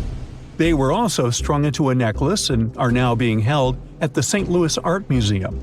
Another fancy collar made out of glazed ceramic magic spent some time at the Met, far away in New York. Thankfully, it was sent back to Egypt a bit over a decade ago. This seems to have been, as you'd expect by now, also stolen by Carter. Missing artifacts aside, King Tut still gave a ton of amazing objects that helped us learn more about this incredible ancient culture. Starting with the famous burial mask. It's this massive 21-inch gold art piece with semi-precious stones and glass paste. It weighs 22 pounds and showcases the boy pharaoh with a long beard and a headdress with a cobra and vulture. On the back, there's this spell from an important ancient Egyptian spiritual book that's supposed to make sure it works just as well in the afterlife. Tut was also apparently a board game enthusiast. They found 4 board games in his tomb, some made of ivory. Archaeologists also found a pair of gold sandals, though you'd imagine they were more for show than for comfort. In fact, the pharaoh probably never wore them in his lifetime. Now, speaking of fashion items, it turns out Tut was quite the fancy ruler. They even found a mannequin in his tomb that was used to pick out, adjust, and store his outfits and jewelry. The boy king seemed to have also enjoyed some music, based on the 2 trumpets historians found in his tomb. Though they were played back in 1935 in a BBC broadcast, the instruments are today considered too fragile to be maneuvered. We all know some iconic symbols. The Statue of Liberty screams USA. The Eiffel Tower represents Paris. And this mask? Undoubtedly, it's Tutankhamun's, right? Sometimes it feels like historians have squeezed every last drop out of the King Tut story. But guess what? The most obvious details often slip right under our noses. Like the fact that this famous mask didn't actually belong to him, nor was it ever meant for him. Stick with me for the details. Can we get a close-up of that mask? Thanks. See those holes? Yep, they're for earrings. And no, it's not that they had anything against jewelry, but back in ancient Egypt, earrings were typically worn by high-status women or kids. Now, if you know your history, you might say, but Tut was a boy king, wasn't he? You're spot on. He began his reign at just 9 years old. Sadly, that didn't last long as he passed away at a very young age. So when he was 9, he might have worn earrings, but he probably took them off when he hit that no earrings age. Sounds reasonable, right? Actually, not quite. That would have been pretty strange since nobody expected him to pass away young. Certainly not at 9. So no one was preparing a kid's mask for a burial. It's this untimely demise that suggests that the mask used was simply the best option available when Tut passed away. There are more clues pointing to the idea that the mask was found in a hurry. Let's think about this. Even though Tut was mummified and his body could wait a bit, his loved ones wanted him to reach the afterlife ASAP. Some experts even believe the paint in the tomb was still wet when it was sealed.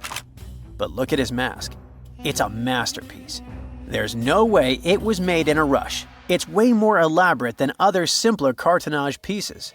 The renowned mask of King Tut stands 21 inches tall, adorned with precious stones, and features a golden beard that weighs 5.5 pounds, making the entire mask 22.5 pounds.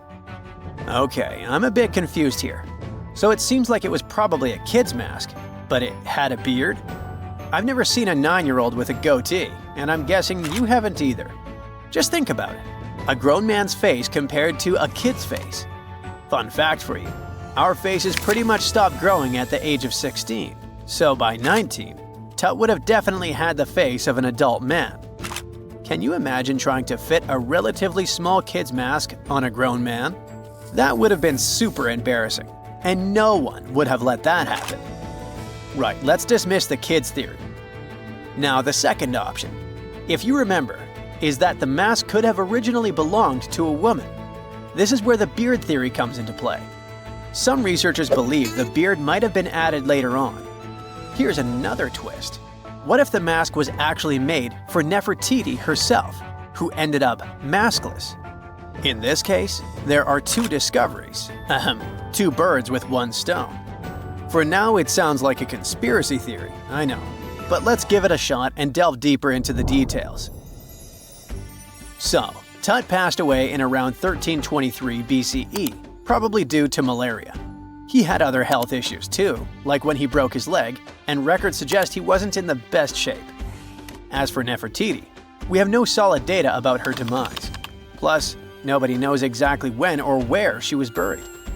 The supposed year when she passed away is around 1330 BCE, but she could have lived longer, and the mask was intended and prepared for her. Or maybe they just took her mask right from the burial chamber. After all, they were family. Well, sort of. She was said to be his stepmom, having been married to Akhenaten, who was likely Tut's father. But this is not 100% accurate. Some scientists doubt it. Ah, these ancient Egyptian families. It's hard to keep track of who's who. I know, you're not yet convinced that Tut wore a lady's mask. Let me share one more theory with you. Meet Howard Carter, the enthusiastic archaeologist who discovered Tutankhamun's tomb. It was located in the Valley of Kings outside Luxor, and, to everyone's surprise, was nearly intact. When he entered, he noticed something odd. This didn't feel like a pharaoh's burial chamber. It was classy and all, but it had a vibe that suggested it was made for a woman. Typically, Egyptian pharaohs had larger tombs that suited them better, and even more strangely, it was oriented to the right of the entrance. This didn't add up. That orientation was typical for female chambers, which Egyptian queens used. Another red flag was that the chamber appeared to have been built in stages, and all the artifacts, around 2,000 of them, seemed hastily placed there. Even more curious, they looked like they were meant for other royals. Carter discovered this burial site in 1922, but it remained a mystery as to why it was so bizarre. Almost a century later, Nicholas Reeves thought he may have solved the puzzle. He claimed that King Tut might not have been the original resident of the tomb. Instead, he suggested that the undisturbed resting place of the legendary Queen Nefertiti could be hidden behind the walls of the boy king's burial chamber. Nicholas studied high-resolution photos for months, meticulously examining every pixel.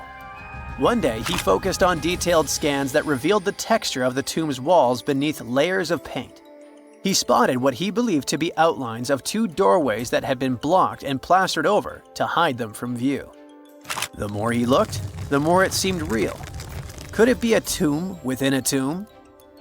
Nicholas theorized there was a hidden storeroom behind the western wall of King Tut's tomb, and his chamber might just be the outermost section of a larger corridor-style network of rooms. It all sounds fancy, but sorry to break it to you, Reeves' theory was debunked. To find out if he was onto something, experts had to use ground-penetrating radar to see the unseen. Reeves' idea was that if there were gaps, it could indicate the presence of additional rooms. And at first, in 2015, one expert even thought he had found a hidden room. But the glory didn't last for long. A year later, after double-checking, it turned out there were no hidden doorways. By the way, Nefertiti isn't the only legendary woman from Egypt whose burial site remains a captivating mystery. There's a cool legend about Cleopatra that you might enjoy. It's said that she once declared, "No man will ever find my tomb." Kind of fitting, right? After all, the person who's come closest to uncovering her final resting place is a woman. Fast forward a few millennia after she passed away, and while no man has located it, archaeologist Kathleen Martinez believes she might have cracked the code. She's been on the quest for Cleopatra VII's tomb for nearly 20 years, and recently discovered a bust that she thinks represents the famous queen. However, not everyone is on board with her claim. Some experts argue that the bust doesn't resemble Cleopatra at all. Alongside this intriguing marble statue, Martinez's team also unearthed 337 coins, some of which, less controversially, feature Cleopatra's likeness. But the real part is that it's still not officially confirmed. There's no doubt about the existence of the small bust. It's carved from white marble, fits in one hand, and shows a woman wearing a royal crown, according to a translated statement from the Egyptian Ministry of Tourism and Antiquities. The big question, though, is who it actually depicts. While Martinez insists this statue is a representation of Queen Cleopatra VII, many other archaeologists argue that the facial features don't match, suggesting it likely belongs to a princess instead. Sorry, I can't resist the temptation of breaking the magic for a moment. Some folks believe that the whole idea of "no man will find my tomb" is misunderstood. Even if she did say it, what she probably meant was "no living soul," and it wasn't about gender at all. It can as well be just a beautiful legend. Toodaloo! It's dark, and it's hot, and it's difficult to breathe deep underground in Karowe Mine in the heart of Botswana. It's been countless hours since your shift started, and yet another rock in your hands doesn't look promising. On the other hand, there is a tiny chance that it's the largest diamond you've ever found. You decide to inform your Canadian bosses from Lucara Diamond Corp. And bingo! The stone you found turns out to be a breathtaking 2,492 carat diamond, the second largest ever found. Now, the average engagement ring size is 1.7 carats. It means that just this diamond could be enough to supply rings for more than 1,465 brides. You can compare the size of the previous stone with the size of a fist. And the weight of this priceless giant is over a pound. Its value hasn't been determined yet, but how about we speculate a bit? So, another diamond from the same mine, called the Constellation, was sold for $63 million in 2016. And that was only 813 carats, less than a third of this new one's size. The only other discovered diamond that's larger is the famous Cullinan diamond. It was discovered in South Africa back in 1905 and weighed 3,106 carats. Now, calculate how many engagement rings we could make out of it and write the number down in the comments. Sadly, it was later cut into several smaller diamonds, and some of those pieces are now part of the British crown jewels. Interestingly, once there was an even larger diamond-like stone, a black diamond called carbonado. It was found above ground in Brazil in the late 1800s. The coolest thing about it is that it may have come from a meteorite. The Sergio Carbonado, which is the stone's name, was broken into smaller pieces. They wanted to use it in industrial drill bits because it's one of the toughest materials on Earth. This new diamond was actually found with the help of advanced technology. The company used an X-ray system called Mega Diamond Recovery X-ray Transmission to detect the stone. This isn't the first record-breaking diamond Lucara has found at the Karowe mine. Back in 2019, they discovered the Sewelo diamond, which was 1,758 carats. At that time, it was the second largest diamond in the world. Luxury brand Louis Vuitton later purchased the gem for an undisclosed sum. And before that, in 2015, they found the Lesedi La Rona diamond at the same mine. It weighed 1,109 carats and brought the company $53 million in 2017. Diamonds aren't the only amazing thing you can find in the ground. The better and deeper you dig, the rarer objects you're likely to discover, like an ancient lipstick, for example. It might be the oldest lipstick in the world since it's about 5,000 years old. This deep red lip paint was found in a stone vial in southern Iran. The vial actually popped up in 2001, but it took researchers until recently to figure out what it really was. Because it's not like modern lipstick in a tube, people likely applied it with a brush. Researchers are happy, since this find could give us a glimpse into what women from the Bronze Age might have done to stand out. Those from elite societies probably applied this lipstick to look glamorous and show off their high status. Now, here's the backstory of the vial. It came from a 3rd millennium BCE graveyard and was linked to the powerful Marhazi civilization. It was a big deal in that part of Mesopotamia at the time.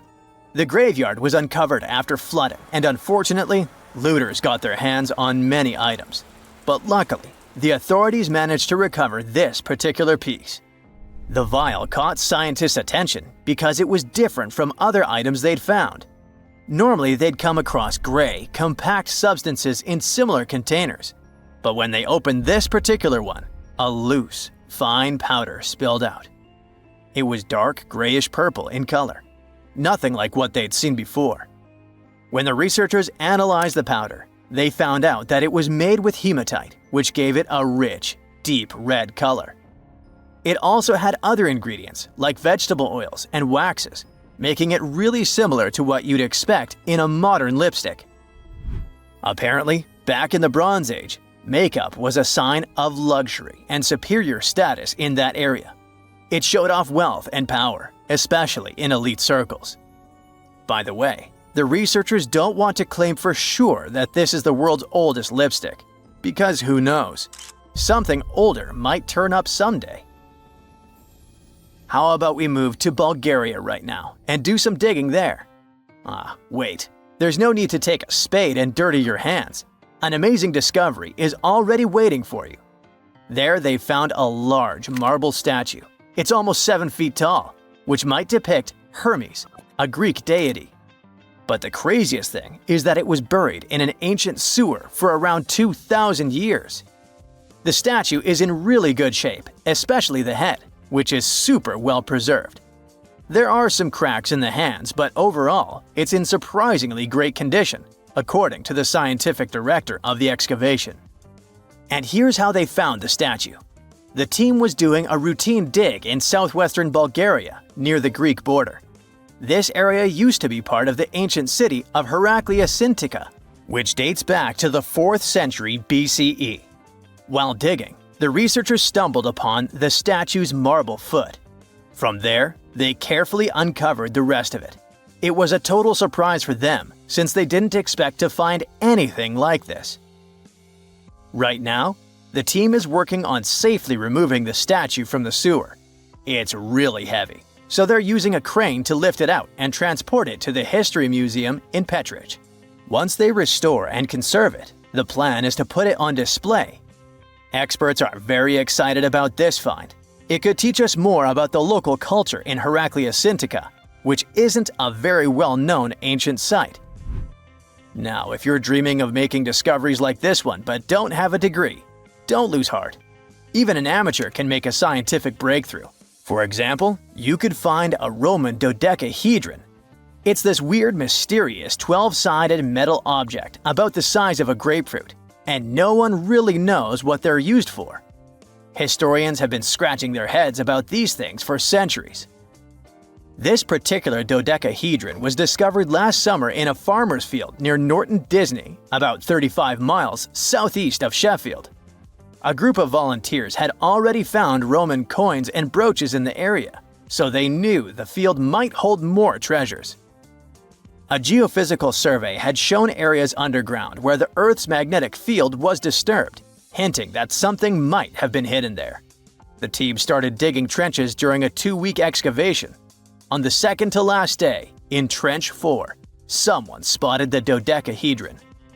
Richard Parker, the group's secretary, was nearby making tea when he heard the shout. He said they were all shocked because they hadn't found much metal, and then, boom, that awesome artifact simply popped up. The extra cool thing about that dodecahedron was that it was complete, which is rare. Many others found before were broken or incomplete. Plus, it's larger than usual. Roman dodecahedrons can be as small as a golf ball, but this one is closer to a grapefruit. Now, the dodecahedron is on display at a local museum. So far, over 100 Roman dodecahedrons have been found in northwestern Europe, mostly in former Roman territories like the Gallo-Roman regions. They date back to somewhere between the 1st and 3rd centuries CE. Each one is a hollow metal shell, usually made of bronze. It has 12 faces, with differently sized holes on each face. Around the holes, there are concentric rings imprinted into the metal, and at every corner where the faces meet, there's a small stud. There's no writing on them, and nothing in Roman texts mentions them at all. That's why nobody knows what these dodecahedrons were for. There are loads of theories. They could have been toys, dice, mace heads, or even tools for measuring distances in Roman artillery. Some people even think they were used for knitting gloves or even figuring out dates using the stars. But most of those ideas don't really hold up, so the mystery remains. What is a boat doing in the middle of a desert? You would expect to find a seagoing vessel closer to shore. This is the question archaeologists had been asking for decades. In 1988, there was a storm near one of the most important archaeological sites in ancient Egypt. A wooden structure emerged from the sand. It was hollowed out by termites. Scientists were determined to solve its mystery. In 2000, they began excavating the site near Abydos, Ubidos. An American team of experts soon discovered a boat that was 70 feet long, and it wasn't alone. In total, there were 14 boats neatly resting next to each other. It was impossible to completely dig out the boats because of their poor condition. Luckily, the wood was preserved enough to get a sample. Analyses revealed that the boats were around 5,000 years old, the oldest fleet in human history to this date. The time of their construction predates the pyramids at Giza by half a millennium. Each ship of the fleet rested in a vault that matched its dimensions. The room was roughly a third of the size of a tennis court. It had mud brick walls that featured more than 120 drawings of boats. Ancient Egyptians incised them on whitewashed walls that were excellently preserved. Scientists have known about these mysterious chambers for well over a century. 1901, 1902. A British archaeologist, Arthur Weigel, stumbled upon a strange structure west of the River Nile. His team caught a glimpse of the interior walls. Sadly, a section of the roof collapsed, so they had to call off further exploration. Researchers abandoned the site, but its location remained on the maps. The boat's position first led scientists to think that they rested on a bank of the mighty Nile. But there was a problem with this theory. Today, the river flows almost 7 miles west of Abydos. Further studies of the surrounding terrain showed the Nile didn't change its course throughout history. Also, if the boats floated near a dock, they would be in unstable positions. The 14 vessels at Abydos were perfectly parallel to each other. There was only one conclusion possible. Someone had deliberately placed them like that. They must have gone through a lot of effort. Each boat had enough room for up to 30 rowers. These vessels could really float. They weren't models, but scholars still don't know if they actually sailed any body of water in ancient Egypt. This doesn't diminish the importance of the find. Previously, archaeologists found only small-scale models. In King Tut's tomb alone, there were 35 boat models. For a long time, these figurines were the only clues as to how ancient Egyptian vessels looked like. The boat's design confirms that they were the real deal. They are the earliest surviving examples of something called built boats. Ancient people constructed primitive vessels by hollowing out large tree trunks. The alternative was reed that was tied together to form a raft. The boats at Abydos had planks tied together. This was a major breakthrough in shipbuilding. During their lifetime, the boats must have seemed impressive. Timber was a valuable commodity at the time. There was no wood in the desert. Cedar had to be imported from Lebanon. The only person who could afford such luxury was the pharaoh. Studying the area around the ancient fleet provided more answers. Scientists discovered a mud brick structure where Egyptians worshipped the pharaoh. Its approximate date of construction matches that of the wooden boats. The same bricks out of which this building was made were used to encase the fleet. At the time of their construction, the rooms they were stored in had a ceiling. That's the section that archaeologists stumbled upon in the early 20th century. Just like mummies and coffins, these marvelous ships rested inside splendid vaults. The exterior of these rooms was also impressive. The outer walls originally had a plaster of white limestone. It reflected sunlight. In the desert sun, the structure housing the boats must have shone from miles away. Ancient Egyptian builders used the same technique to cover the pyramids 500 years later. Today, their surface looks jagged, but it wasn't always like this. When they were constructed, the pyramids had a top layer of fine white limestone. Their surface was smooth and it gleamed in the sunlight. Instead of stairs, the outer layer of the pyramids was more of a sleek ramp. Archaeologists were left with one final question. Which pharaoh owned the fleet? The answer lay just a mile from the site. This is where the tomb of a pharaoh from the 5th dynasty rested, King Senwosret III. Its time and style of construction matched the ones of the chambers with boats. The very end of his rule might explain how the boats ended up in the middle of the desert. The pharaoh probably passed away in northern Egypt. Then his body was transported down the Nile to Abydos in a marvelous procession of decorated boats. The vessels were later lowered to chambers near the final resting place of their owner. This had a symbolic meaning. In the ancient Egyptians' belief system, ships played a key role. Their supreme deity was Ra. He traveled through the sky during the day in the form of the sun. At nighttime, he sailed through the netherworld in a solar boat. The pharaoh identified himself with Ra. That's why he needed boats in the afterlife.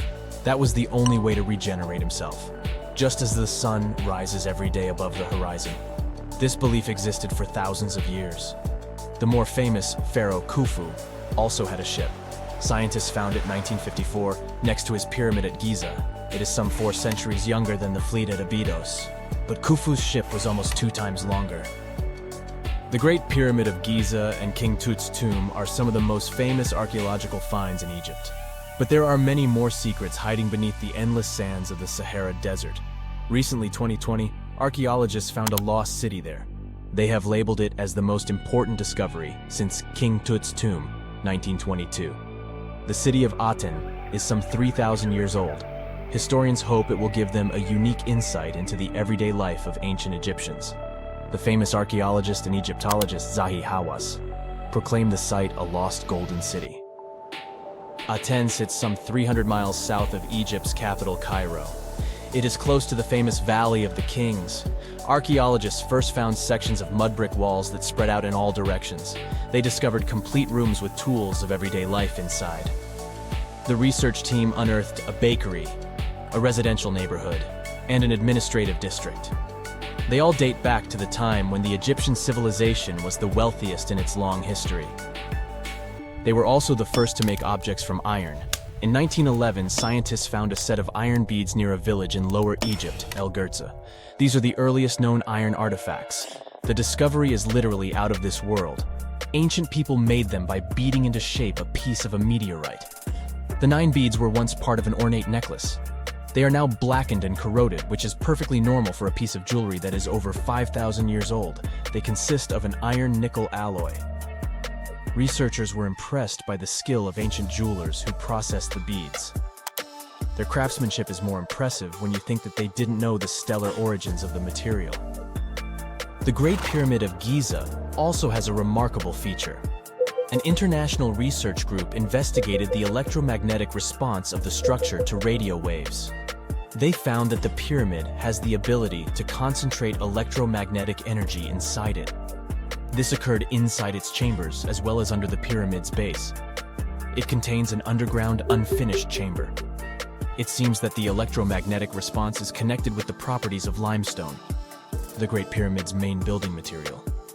The research results might have a practical application. The way solar cells and nanosensors function could be improved by this remarkable find. Imagine you were chosen to answer one of history's most important questions. What was the first civilization on Earth? The job description is simple, yet the task is extremely challenging. You need to unearth the proof of the world's first official civilization. Was it the Sumerians in Old Mesopotamia? Or was it the ancient Egyptians spread out along the Nile River? Not to make you nervous or anything, but history is quite literally in your hands. Good luck! Since you can't turn back the clock and visit Old Mesopotamia to get the answers to your questions, you'll need to research museum databases in order to get some clues. First things first, we need a definition of what is considered a civilization. It's not just thousands of people grouped together and living harmoniously. There are some key elements that together make a group of people a civilization. Like, for example, the domain of urbanism, aka city building, irrigation systems, and writing. You decide to begin your search by diving deep into the history of the Sumerians, which today hold the position of the world's first civilization. Now, imagine being the first of your kind. This means having no external examples. Rather, it means starting from scratch. First thing you'll need, a piece of land. And since there were no active water companies in the world at that time, you'll need a piece of land with easy access to water. So, the Sumerians settled between 2 major rivers, known as the Euphrates and the Tigris in southern Mesopotamia around 5000 BCE. Fun fact, Mesopotamia translates to the land between 2 rivers. On a modern-day map, it's more or less where Iraq is situated today. Together with land, a civilization needs ways to get food. The Sumer civilization had to face a dry and hot climate, but they managed to make agriculture thrive in the region. By diverting river waters and creating reservoirs and dams, the Sumerians allowed for a series of settlements to emerge across Mesopotamian plains. The famous city of Babylon was one of them. You know, the city that supposedly had those hanging gardens? I say supposedly because no definitive proof of the real existence of this monument has ever been found. However, it was considered one of the 7 wonders of the ancient world, and cited as a remarkable feat of engineering in an ancient book published around 290 BCE. Although no record was found of the Gardens of Babylon, the Sumerians were recognized as extremely skilled builders. Their cities were filled with mud brick constructions, and the most impressive ones were known as ziggurats, stepped pyramids that were built for spiritual purposes. The Sumerians built a trade network to supplement scarce resources and started to exchange goods with civilizations rising nearby, like Anatolia and Egypt. The beginning of trade was what drove the Sumerians to develop what is believed to be the world's first writing system. It began as a simple system, likely dating back to 3400 BCE. In this system, each syllable was represented with a drawing. Later, it gradually evolved into a fully formed cursive writing system. Don't believe me? Take a look at this piece from the Babylonian times. This huge basalt plaque is called the Hammurabi Code. It's known to be humanity's first collection of written laws. As far as the story goes, it was carved in volcanic stone around year 1760 BCE. Look at the precision of these carvings. It's quite astonishing. But the content is also surprising, since these 282 rules vary from commercial regulations to strict laws of justice. The thing is, historians don't have a consensus on whether the Sumerians were really the first ones to invent writing. Some think it might have been old Egyptians. Let's pause here. Ancient Egyptian settlements are believed to have started around the year 5500 BCE, which is earlier than the Sumer civilization. But remember I said a civilization needed a few things before it was considered as such.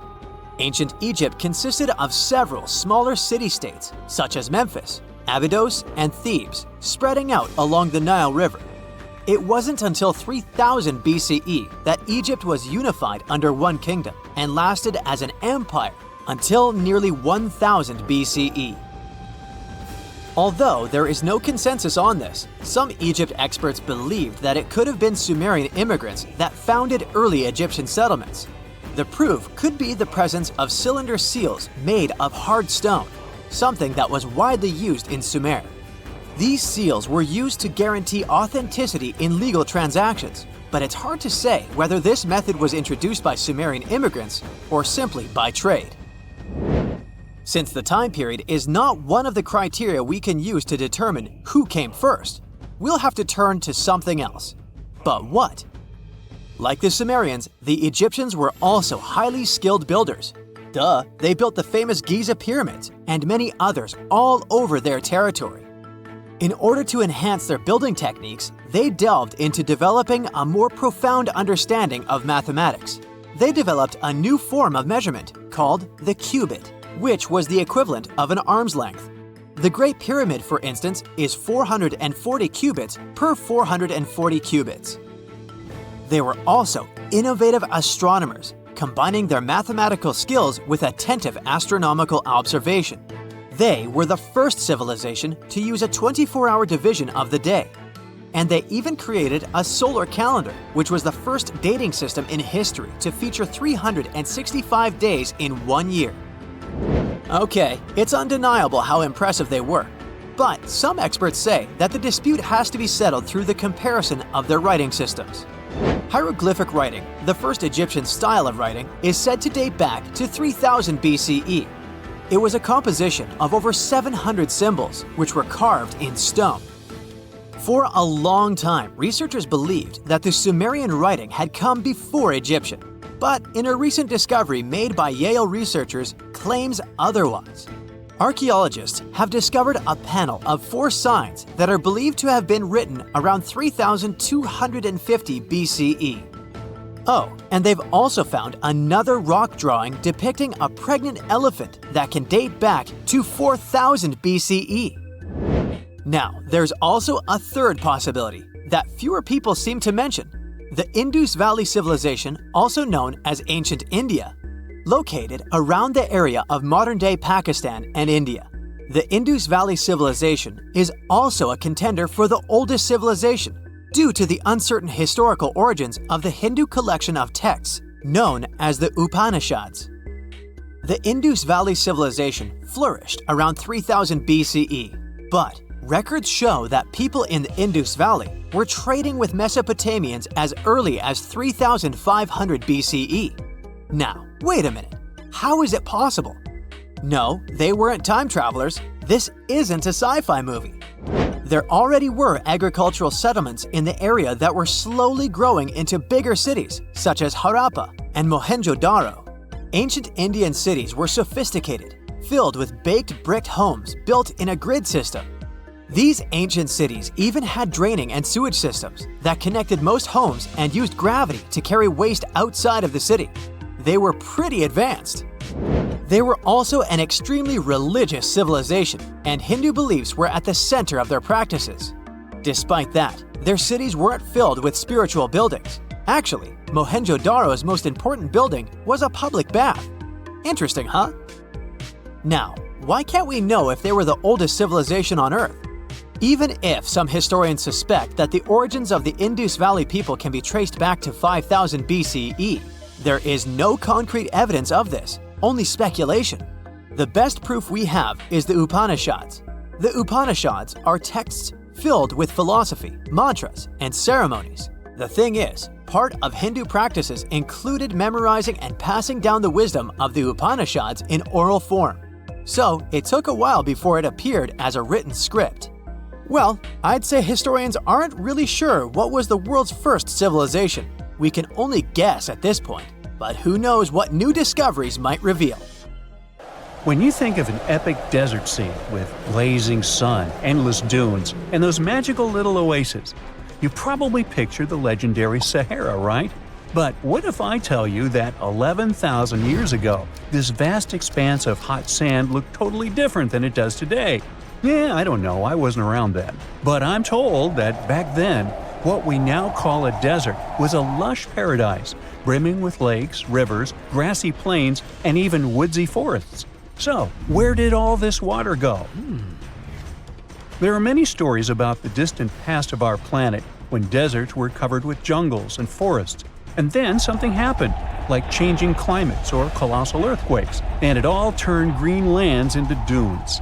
But how about a theory that Sahara became a desert because of humans and goats? The Sahara has seen its fair share of wet and dry drama throughout the ages, mostly thanks to little shifts in Earth's orbital tilt, causing variations in how much solar radiation hits the atmosphere. There were even times called the African humid periods, when the rain would pour in and transform the dry landscape into a bright green haven. But between 8,000 and 4,500 years ago, something really funky happened to this region.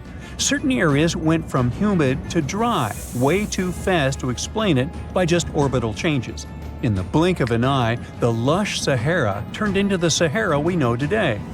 Now, if you ask scientists why it happened, they will tell you, oh, it's just poor parameterization of the data.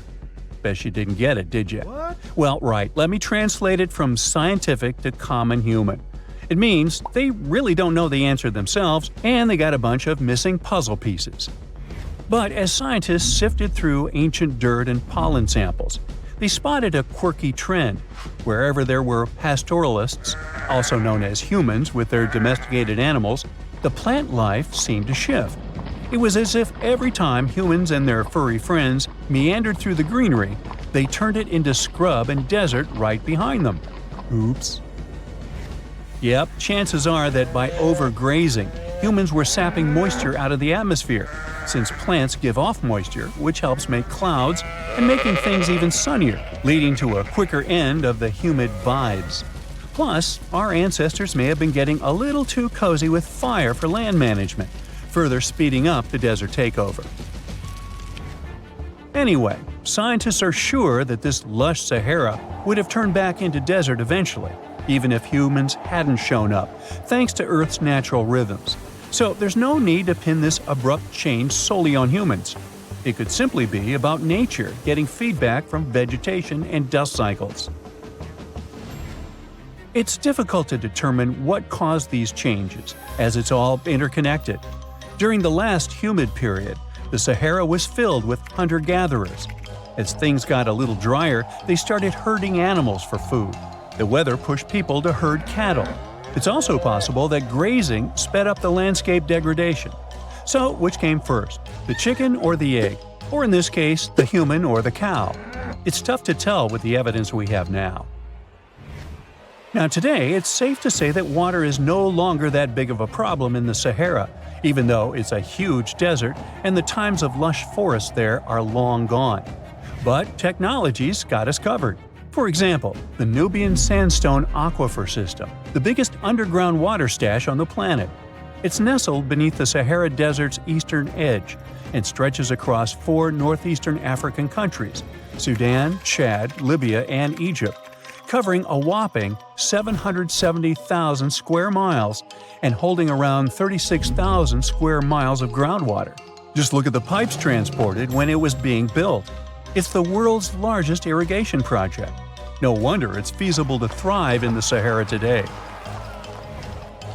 But imagine thriving in the Sahara Desert with just one water source.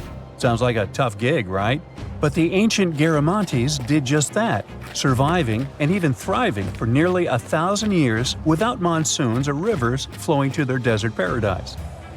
These clever folks were the trendsetters of urban life in the sands, and even the Romans couldn't help but notice their genius. While many thought they were just desert-dwelling savages, the Garamantes were busy building an empire in one of the toughest climates on Earth. But how did they do that?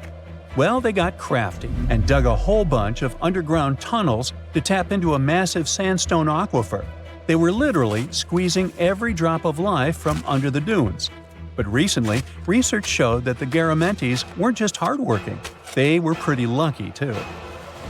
The Garamantes had an underground aquifer that brought water up to a hill where they built over 500 Saqqaras, which are irrigation systems, some stretching as long as 2.5 miles. It was like sipping water through a straw, which let them irrigate their crops for nearly a century, especially since even a little rain would help recharge the system.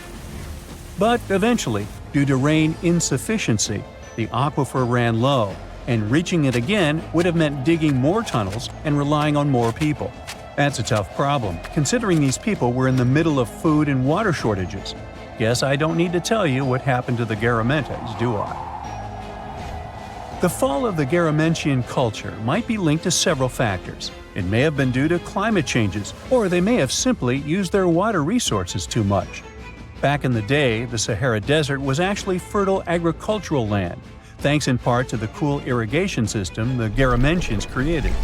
But since fossil water isn't something you can replenish over time, the groundwater levels dropped pretty low. This likely played a big role in the kingdom's decline by the late 7th century CE. That sounds like someone who hit a lottery jackpot, used up all the money, and went back to their original not-so-cool job once the bank account got fully drained. Oh, by the way, even if the Garamantes left some secret wisdom messages for us, the chances are we'll never get what they wanted to tell us. Nobody really knows what language they used, and their texts are nearly indecipherable to us today. But let's go back to the Green Sahara. So it transformed into a desert about 4,500 years ago. But today, we can understand how people lived in those times in the Sahara thanks to natural parks in Africa that have the ultimate outdoor art gallery. There are well over 15,000 ancient paintings and carvings depicting everyday life from around 11,000 years ago. However, if the carvings aren't enough for you and you feel like visiting an actual green desert, all you have to do is book a flight to California.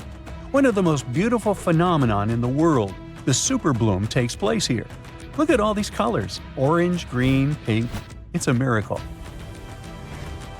Wildflowers bloom right in the middle of a hot desert after several years of rainfall in dry places. It's such a bright and colorful landscape that superblooms can be seen from space. This rare phenomenon can be observed in other arid places and deserts in western and southern Africa, Western Australia, and Chile. In all these places, the weather is very hot and dry in summer. Mild humid air comes in winter, and this is the ideal environment for mass flowering. Flower seeds that lie in desert sands can wait for decades before starting to produce flowers. When the hot sun destroys all the weeds and grass, and the rainfall becomes enough to moisten the soil, the seeds are kind of like, well, okay, now it's our turn to play a big game.